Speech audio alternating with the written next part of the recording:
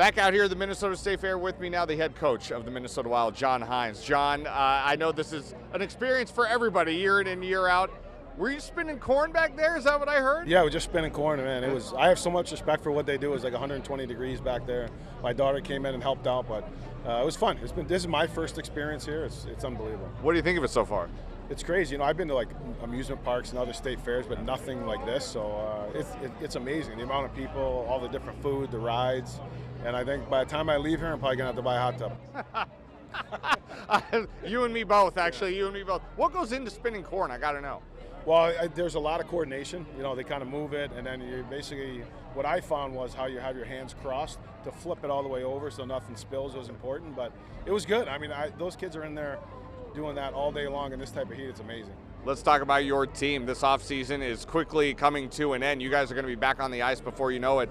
Tell me a little bit about where the state of the team is at now, the guys that you have on this roster, and how you feel about this group going into the new season. I feel really excited about the season coming up.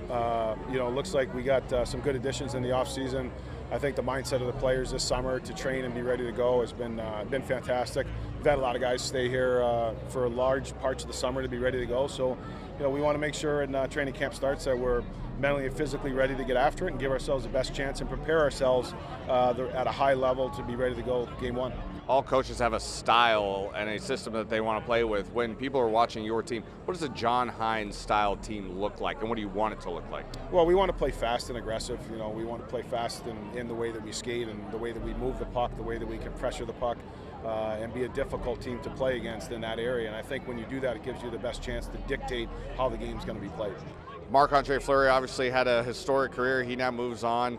We all know what you have in Filip Gustavsson, but when it comes to the backup situation, is Jesper Wallstedt ready? Is he a guy you're looking at? What does the backup situation look like for your goaltender? Yeah, we're looking at Jesper. You know, he's gone through some trials and tribulations, which I think is really good for a young player.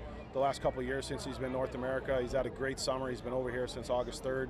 He's been working very hard. I think from a mindset, he's in a good spot. I think he's physically really worked this summer, so we're excited to have him come in and camp and compete for a job. Marco Rossi signs a new contract. How is it knowing that he's going to be under your guys' control for a few more years and you have another young talent under your belt? Yeah, it feels great. I know it's great to have Marco. We had a great discussion. I know he's really excited to come back. He's had a tremendous summer. You know, he's coming back bigger, stronger, faster.